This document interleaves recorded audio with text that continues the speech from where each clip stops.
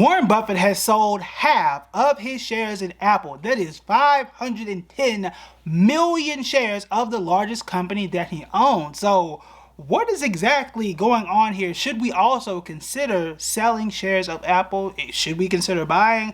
And again, most importantly, what is going on? He is not known for selling stock, and why would you sell at a time like this?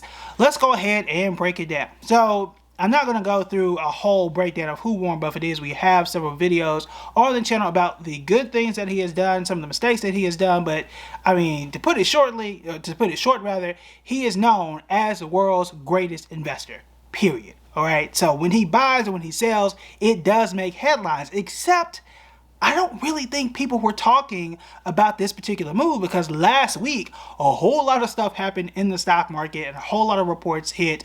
The stock market tanked last week. We had an inflation report, interest rates, all type of stuff happened last week. And I think this just quietly went by and it really didn't shake the stock market a lot. But for somebody to sell 510 million shares of one of the most valuable companies on the face of the earth and nobody really talk about it, unless I just missed it, that is headline worthy, at least to me. So why? And the man was up nearly 830% on this stock. So let's talk about the good first.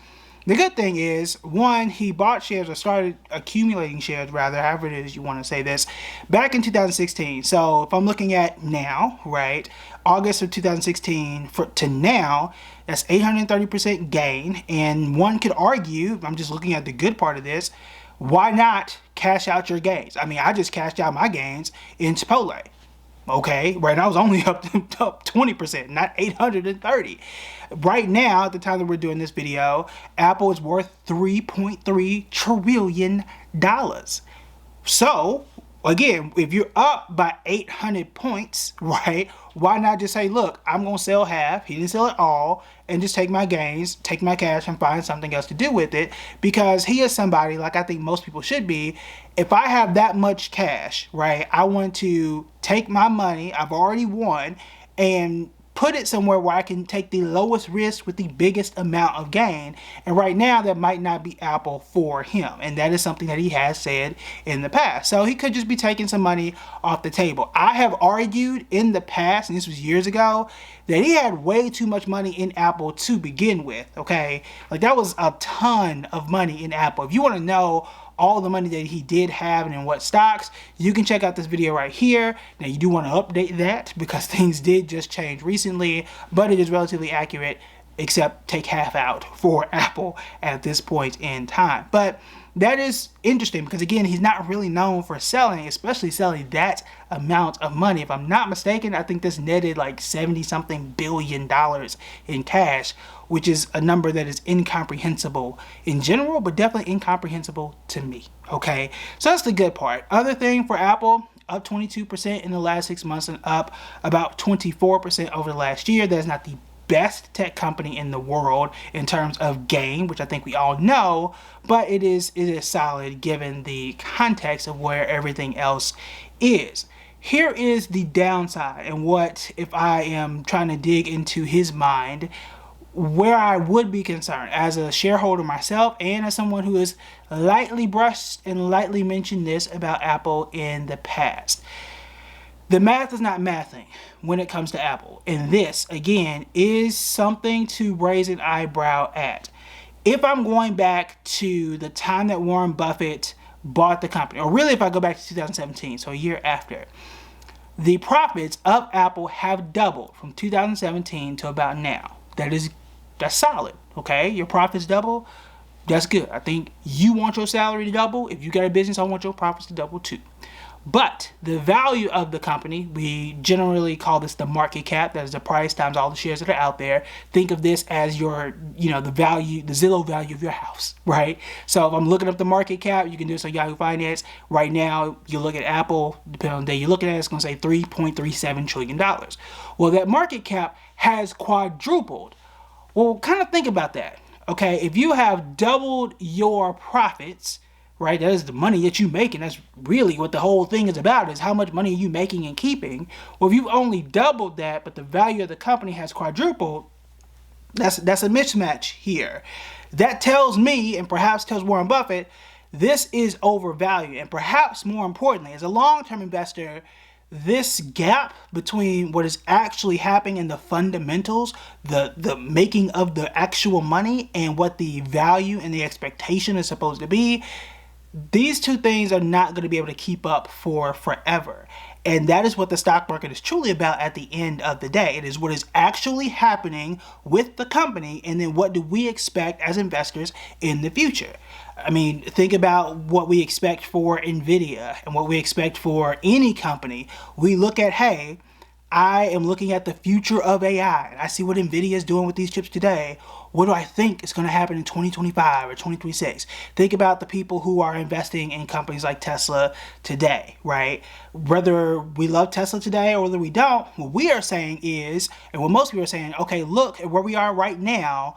Everybody's now on electric vehicles. I think that in the next 5 years, everybody's going to be going electric. So I am buying right now. They're producing X amount of vehicles. They're going to be doing X times 10 amount of vehicles. So I am buying right now, right? What are you doing today? Where do I expect you to be tomorrow? Therefore, today is cheap, right? Tomorrow is going to be, we're going to be rich. That is how we think about investing, right? Well, Warren Buffett, you could argue, is like, hey, this is not making sense because yes, you doubled, but the stock has already quadrupled. Yeah, I made my money, but I don't know how long it's going to continue. So how about I take half my money? Okay, I'm going to take this off the table. I'm going to save this, and we're going to see what happens with the other half. Okay, I'm going to take my gains off the table. Whatever happens with the rest of it happens with the rest of it. Take some of it off, okay? Which is something I have told y'all to do in the past when you are up, okay? And now, whatever number that you stop at, I think someone had asked a comment the other day. I think they had Iron Mountain and a few other stocks, and they said they were up 50%. I'm going to try and find a comment and give you my answer. But, I mean, you were up 50. Take some off the table if you choose. Okay, now there's some tax implications and all kinds of stuff that you want to consider. But if I'm up 50, take some off the table. Same thing I did with Nvidia. I was up whatever the number was, 200 or 400, whatever it was. I took some off the table, right? So he could be taking some off the table as well. But that is the good and some of the bad. But I do agree that, I mean, think about Apple. They're already saturated. We know they're a household name. In the US, you don't really have that many more places to go, which is why they're going into streaming, which is why they're kind of going into content. They're trying to branch into other markets like India and China and other places, but the margins aren't that big in those places. Where is the growth? Where are they going to make more money and do so in a way where the stock can get the returns that we were used to seeing in 2016, 17, and 18? I don't know, and I'm not sure that he has an answer, which is why he may have sold. So those are things that you absolutely want to consider if you are looking to buy Apple at this point in time. Now, when I'm looking at a chart and considering what I'm doing with Apple currently today, I feel, okay, this is what I'm looking at, I'm at a hold. I'm at a wait and see with Apple right now. I'm not seeing anything that's giving me a red flag and telling me to sell Apple and run for the hills. They still have their CEO, okay? So I'm not at a, like, hey, everybody pause, everybody sell Apple. But him trimming his shares does kind of tell me, like, hey, it may also be time to consider doing that. I will tell you this, in my own portfolio, it has been a very long time since I've added more shares of Apple. A very long time since I added more shares of Apple. It's been at least a year. Now, part of that is because I've been adding new stocks to my portfolio. I've also have been buying and holding Apple for several years now. I mean, more than probably 5 or 6 years at this point in time. So I have a lot of Apple and more stocks I need to catch up to the value to make my portfolio even. And I've made enough in Apple where I can trim and even out my portfolio. And it's the same thing with Google, same thing with Amazon I've been holding on to for a very long time. Same thing with O'Reilly's. You guys have seen my portfolio. I haven't added a whole bunch to those legacy stocks that have been in my portfolio, again, for years and years and years. But Apple is either, for me, going to be a stay or a trim right now, and then we'll see what happens in December. Personally, I don't really see me just selling, get rid of Apple altogether, though it is also not December. So we'll see, right? But I do feel like Apple, it's just a wait and see. It's just a hold. Again, it was still up 22% in the last 6 months. That's still good. Okay, that is still good. It is not like a Chipotle where it was only up like 0.7% or whatever it was, where things are looking like they're about to fall off a cliff. Those are two completely different scenarios, and I think Apple is obviously a completely different company than what Chipotle is. So two completely different scenarios, and I think, you know, trimming and getting rid of something is also a different thing as well. But I think the biggest question for Apple is, where are they going to go next, and how is that going to translate for the future? I don't know if they have the answer, and we've talked about this before when it came to their Vision Pro. I don't know what the answer is going to be. I do know what your next question should be.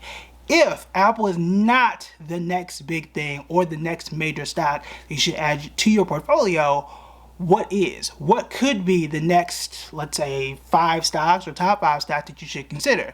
If you want to know what those stocks are, this is the video that you want to check out next.